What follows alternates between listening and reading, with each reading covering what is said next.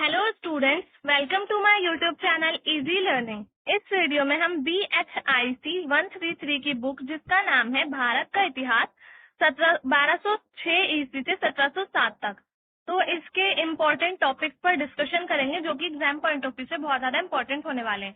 तो गाइज, इस यूनिट का फर्स्ट यूनिट है, इसका नाम है इतिहास लेखन की प्रवृत्तियां, मतलब इतिहास में किस तरह से लेखन किया गया था और उसकी क्या क्या विशेषताएं थी, तो उसके बारे में ही ये चैप्टर है, तो उसके बारे में हम आज पढ़ेंगे। इस वीडियो में मैंने इंपॉर्टेंट टॉपिक्स को लिया है, इंपॉर्टेंट टॉपिक जो है उन पर मैंने वीडियो बनाई है, उनको इजी लैंग्वेज में करा है और ताकि आपके लिए इजी हो और आपको इजीली समझ भी आ जाए। तो इसमें क्वेश्चन नहीं लिखे हुए हैं, क्वेश्चन मैं आपको बता देती हूँ। इसका क्वेश्चन इस टॉपिक का अरबी और फारसी परंपरा की विशेषताएं, तो इसका क्वेश्चन बन सकता है कि अरबी और फारसी परंपरा की प्रमुख विशेषताएं क्या थी, या फिर इसका ये एक और क्वेश्चन बन सकता है। आप पेपर और पेन लेकर बैठिए ताकि आप नोट डाउन कर सकें इसके क्वेश्चन। तो इसका एक और क्वेश्चन और में भी आ सकता है कि अरबी और फारसी परंपरा के प्रमुख लक्षण क्या थे। तो ये इसके दो क्वेश्चन हो जाएंगे, दोनों सेम ही क्वेश्चन है, दोनों में एक ही आंसर लिखना होगा आपको। तो ये जो आंसर आएगा जो मैं आपको अभी बताऊंगी आगे, वो आंसर आपको दोनों क्वेश्चन के मतलब अगर दोनों क्वेश्चन में से कोई सा भी आ गया तो उसमें आपको लिखना पड़ेगा एग्जाम में। तो वीडियो स्टार्ट करने से पहले मैं आपसे कहना चाहती हूँ, अगर आपने चैनल को सब्सक्राइब नहीं किया है तो चैनल को सब्सक्राइब करें, वीडियो को लाइक करें, शेयर करें, और अगर आपको कुछ भी कंफ्यूजन हो तो आप कमेंट से पूछ सकते हैं, और अगर आपको नोट्स का PDF चाहिए तो आप मुझसे व्हाट्सएप पर कॉन्टेक्ट कर सकते हैं। तो चलिए वीडियो स्टार्ट करते हैं। हमारा इस यूनिट का फर्स्ट टॉपिक रहेगा इतिहास लेखन की प्रवृत्तियां का फर्स्ट टॉपिक है हमारा अरबी और फारसी परंपरा की विशेषताएं क्या है। इसके दोनों क्वेश्चन मैंने आपको बता दिए हैं और में आ सकते हैं, तो हम डायरेक्टली आंसर पर डिस्कशन करेंगे। तो इसका फर्स्ट है इस्लामिक विश्व की भाषा होने के कारण प्राथमिक ऐतिहासिक लेखन अरबी भाषा में लिखा गया। मतलब कि जो अरबी भाषा थी वो इस्लामिक विश्व की भाषा थी, पूरे विश्व में इस्लामिक भाषा मानी जाती थी। तो इसलिए जो प्राथमिक ऐतिहासिक लेखन है, पुराना जो सबसे पहले ऐतिहासिक लेखन लिखा गया है वो अरबी भाषा में ही लिखा गया।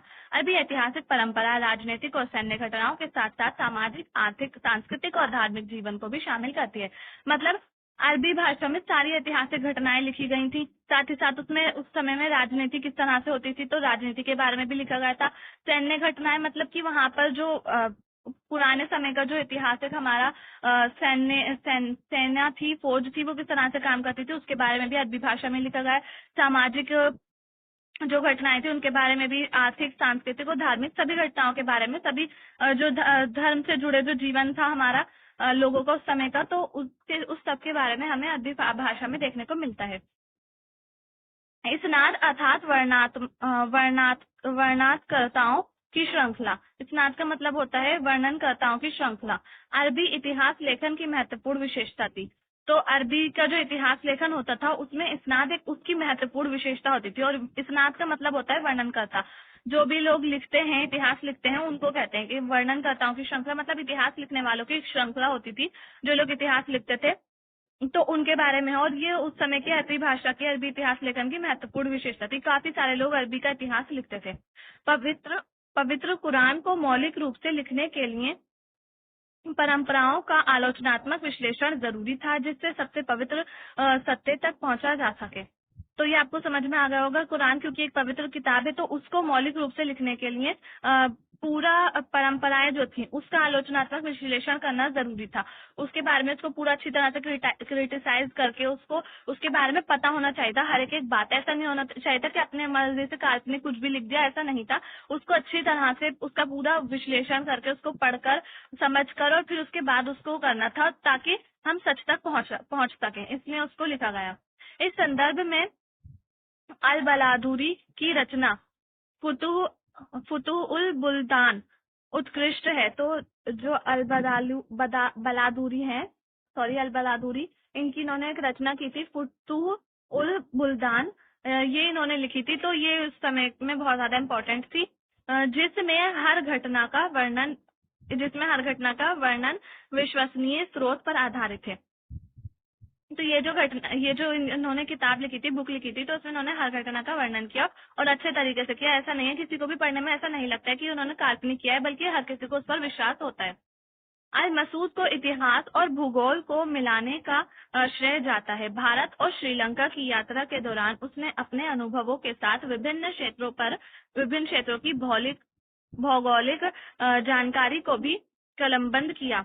तो अल मसूद जो थे उन्होंने इतिहास के बारे में तो लिखा ही लिखा ही, साथ ही साथ इतिहास में उन्होंने भूगोल को भी जोड़ा, मतलब कि जो रास्ते वगैरह होते थे उनके बारे में भी लिखा। उन्होंने भारत से लेकर श्रीलंका तक की यात्रा की थी, तो उसके दौरान उन्होंने अपने जितने भी उन्होंने अनुभव किए थे, जो भी उनका एक्सपीरियंस रहा था इस यात्रा में, सफर में, तो उन्होंने उस सबको अपने उसमें लिखा। भौगोलिक जानकारियां भी लिखी उन्होंने, उसमें अपने अनुभव भी लिखे, क्षेत्रों को किस तरह से, क्षेत्रों की क्या क्या सरहदें थी, क्या क्या सब चीजें उन्होंने अपनी बुक में, किताब में लिखी। तो उनकी जो रचना है उससे ही बहुत ज्यादा इंपॉर्टेंट हो जाती है इतिहास को समझने के लिए। अब इसके बाद नेक्स्ट पॉइंट है, 11वीं शताब्दी में इतिहास लेखन का स्वरूप काफी बदल गया।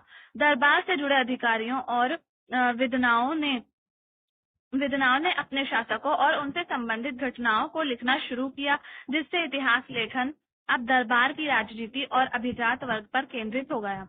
तो जब 11वीं शताब्दी आई तो इतिहास लेखन का स्वरूप क्यों बदल गया? इसलिए बदल गया क्योंकि जो दरबार से जुड़े अधिकारी होते थे, उन्होंने शासकों और उनसे संबंधित जो घटनाएं होती थी, 11वीं शताब्दी में जो शासक होते थे हमारे भारत के, तो दरबार के लोग उन्हीं के बारे में, विद्वान भी और दरबार के लोग भी उन्हीं के बारे में, सॉरी ये विद्वान नहीं है, विद्वान है, विद्वानों ने भी और दरबारी के जो अधिकारी होते थे, दरबारी होते थे, उन्होंने भी जो शासक होता था यानी कि जो राजा होता था उनके बारे में लिखना शुरू कर दिया, उनसे ही जुड़ी घटनाओं के बारे में लिखना शुरू कर दिया। अब पहले सच्चाई नहीं लिखी जा रही थी, अब उन्हीं शासकों के बारे में लिखा जा रहा था, उनकी प्रशंसा की जा रही थी। तो ये सब हो रहा था 11वीं शताब्दी में, जिससे इतिहास लेखन अब दरबार की राजनीति और अभिजात वर्ग पर केंद्रित था। मतलब कि जो इतिहास लेखन हो रहा था वो सिर्फ दरबार की राजनीति पर हो रहा था, और अभिजात वर्ग का मतलब होता है, अभिजात वर्ग हम उस वर्ग को कहते हैं जो बहुत ज्यादा अमीर तबका होता है, बहुत ज्यादा पैसे वाले लोग होते हैं, बड़े बड़े ऊंचे तबके के लोग होते हैं, ऊंचे वर्ग के लोग होते हैं, तो उन्हीं को अभिजात वर्ग कहा जाता है। तो मतलब जो इतिहास लेखन था वो अभिजात वर्ग के बारे में लिखा जा रहा था, और दरबार की जो शासक होते थे उनके बारे में लिखा जा रहा था। अब नेक्स्ट पॉइंट है इसका, ये लेखन शैली अल अल मुसाबी और अल कुतुरबी की रचनाओं में स्पष्ट रूप से दिखाई देती है। तो दो रचनाकार हैं जिन्होंने रचनाएं की थी, पहले हैं अल मुसाबी और दूसरे हैं अल कुतुरबी।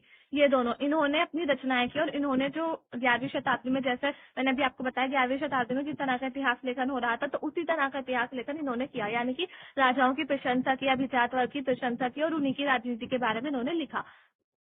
शाही संरक्षण प्राप्त होने की वजह से अरबी इतिहास लेखन वंशगत पर केंद्रित हो गया, जिसमें अपने संरक्षकों की उपलब्धियों की प्रशंसा करने की प्रथा शुरू हुई।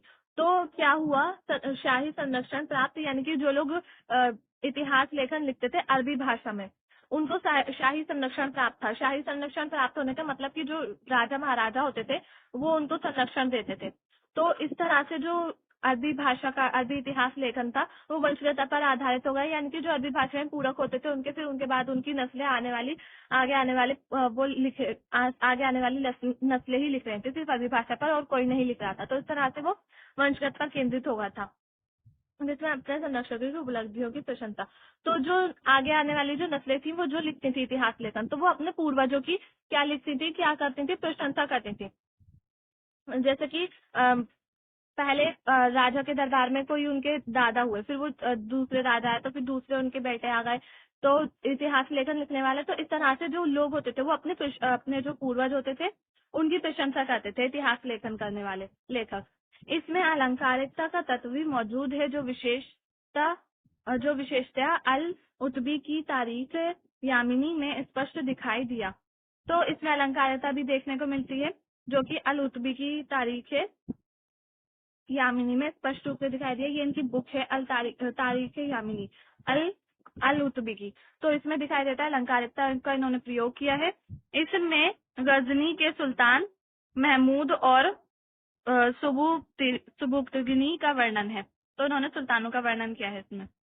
तो देखिए अब अल-बरूनी के बारे में है। अल-बरूनी जो है एक मशहूर लेखक है, वो बहुत ज्यादा मशहूर लेखक है, और उन्होंने जो इतिहास लेखन किया उन्होंने शास्त्रीय परंपरा को अपनाया, मतलब कि पुरानी जो परंपरा थी उसी को ही अपनाया, पुरानी शास्त्रीय परंपरा को। जो 11वीं सदी में जो नई परंपराएं स्टार्ट हो गई थी, कि जैसे कि दरबारों के बारे में, राजाओं के बारे में, अभिजात वर्ग के बारे में लिखा जाने लगा था, अलंकारिकता आ गई थी, तो इन्होंने सबको नहीं अपनाया, जो की पुरानी परंपरा थी इन्होंने उसी को अपनाया। अन्य महत्वपूर्ण रचनाएं इब्न खलदून द्वारा रचित मुकद्दमी है, जो मानव समाज और संबंधों की गतिशीलता को कार्य कारण संबंधों के साथ जोड़ती है। तो नेक्स्ट जो इसकी रचना आती है वो खल्दूनी, इब्न खल्दूनी द्वारा लिखी गई एक है मुकद्दिना इन्होंने लिखी थी इब्न खल्दूनी ने। तो इन्होंने इसमें मानव समाज और संबंधों की जो गतिशीलता, मानव समाज में किस तरह के संबंध होते हैं और वो लोग किस तरह से एक दूसरे के साथ रिलेशन रखते हैं, तो उस सब के बारे में इन्होंने बताया। गतिशीलता को इन्होंने दिखाया संबंधों की, और उसके कारण भी बताया, उसके कार्य भी बताया, मतलब किस तरह से संबंध जुड़ते हैं या फिर क्यों टूटते हैं उसके कारण बताया, और किस तरह से वो काम करते हैं साथ में रहकर लोग, तो उसके बारे में बताया। फिर 10वीं शताब्दी के बाद फारसी पुनर्जागरण ने धीरे धीरे इतिहास लेखन की अरबी परंपरा पर आधिपत्य स्थापित किया। तो फारसी 10वीं शताब्दी के बाद फारसी पुनर्जागरण हुआ, मतलब कि फारसी जो भाषा थी उसको दोबारा से लाया गया, उसका धीरे धीरे वो खत्म हो गई थी, तो फिर उसके बाद दोबारा से उसको लाया गया, उसका पुनर्जागरण किया गया और फिर अरबी परंपरा पर आधिपत्य स्थापित हो गया, मतलब कि फारसी जो थी वो अरबी से ज्यादा यूज की जाने लगी। फारसी इतिहास लेखन ने, तो आपको समझ आ गया होगा, फारसी भाषा जो थी वो 10वीं शताब्दी में स्टार्ट हो गई थी। पहले अरबी भाषा ही यूज की जाती थी, फिर बाद में फारसी आ गई थी, तो फारसी का स्टार्ट हुआ था। अभी तक हमने अरबी के बारे में पढ़ा, अब हम फारसी के बारे में पढ़ेंगे। तो यहाँ से फारसी के बारे में स्टार्ट होता है। फारसी इतिहास लेखन ने सामाजिक धार्मिक इतिहास पर ध्यान केंद्रित करने के बजाय राजनीतिक इतिहास और शासकों तथा कुलीनों के जीवन पर बल दिया। तो फारसी भाषा जो थी उसने सामाजिक धार्मिक और इतिहास पर ध्यान केंद्रित नहीं किया, बल्कि उसने राजनीतिक और ऐतिहासिक शासक जो थे और कुलीन वर्ग जो थे उनके जीवन पर ही उसने बल दिया, उन्हीं से संबंधित उसने लिखा। तो ये आपको समझ आ गया होगा, जिस तरह से 11वीं शताब्दी में इतिहास लेखन स्टार्ट हुआ था ना, तो उसी तरह से 10वीं सदी में पहले स्टार्ट हो गया था फारसी में। फिर जो अरबी भाषा थी उसमें 11वीं शताब्दी से स्टार्ट हो गया। क्या हुआ कि जो शासक होते थे, कुलीन वर्ग जो होते थे, उनके जीवन पर लिखा जाने लगा इतिहास। तो फारसी भाषा में सामाजिक और धार्मिक इतिहास से संबंधित लिखने के बजाय इन्होंने राजनीतिक और ऐतिहासिक और कुलीन तंत्रों के बारे में, शासकों के बारे में इन्होंने लिखना शुरू कर दिया, और इस तरह से ये जो थी ये वंशादी इतिहास कहलाया। अब है इसके बाद मिनहाज सिराजो जानी द्वारा रचित तबकात नासिरी, नसीरुद्दीन मोहम्मद जियाउद्दीन बरनी की तारीख है, फिरोज शाह तुगलक, आरिफ कन्नेधारी की तारीख अल्फी, अकबर, मौत मद खान की इकबाल नामाए जहांगीर इसी श्रेणी में आती हैं। तो ये सारी जो किताबों के नाम मैंने अभी आपको बताए, ये सारी जो किताबें हैं ये फारसी भाषा में लिखी गई हैं, और इसमें इन्होंने राजाओं की प्रशंसा की, कुलीन वर्गों की प्रशंसा की, और राजा के जो इतिहास राजनीतिक मामले होते थे उनके बारे में लिखा है। जैसे कि ये नसीरुद्दीन मोहम्मद के बारे में लिखा गया है। फिर इसके बाद है फिरोज शाह के बारे में, फिरोज शाह तुगलक के बारे में ये किताब लिखी गई है जो भी मैंने बताई थी। आरिफ कंधारी की तारीख अल्फी, तो ये अकबर के बारे में लिखी गई है। फिर आरिफ कंधारी जो है इसके राइटर है जिन्होंने लिखी है, और अकबर के बारे में लिखी है। तो ये है मौत मद खान की इकबाल नामाए जहांगीर, ये जहांगीर के बारे में लिखी है। तो ये सारी जो किताबें हैं ये सब इन्होंने फारसी भाषा में लिखी हैं। अब इसके बाद हमारा नेक्स्ट पॉइंट है, बर्नी ने अपने लेखन में पारंपरिक फारसी ऐतिहासिक पद्धति को शामिल किया, लेकिन परिवर्तन के साथ उसने दरबार के चित्रण में संगीतकार नर्तकियों नुसरत बीबी का उल्लेख किया। मतलब कि जो बर्नी थे, बर्नी ने फारसी परंपरा की ऐतिहासिक पद्धति को तो शामिल किया।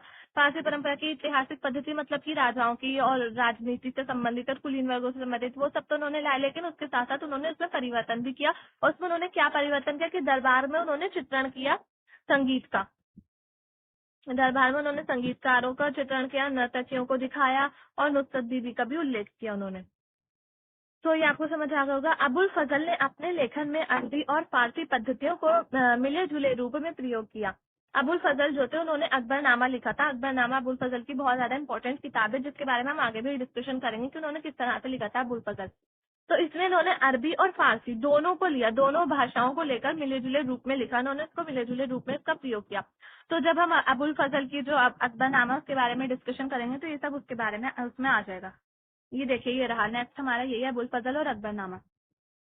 तो बाद के इतिहासकारों ने अपनी नेक्स्ट पॉइंट हमारा, बाद के इतिहासकारों ने अपनी रचनाओं में विद्वानों, साहित्यकारों और सूफियों पर भी लिखना शुरू कर दिया। भारत में फारसी परंपरा हावी थी।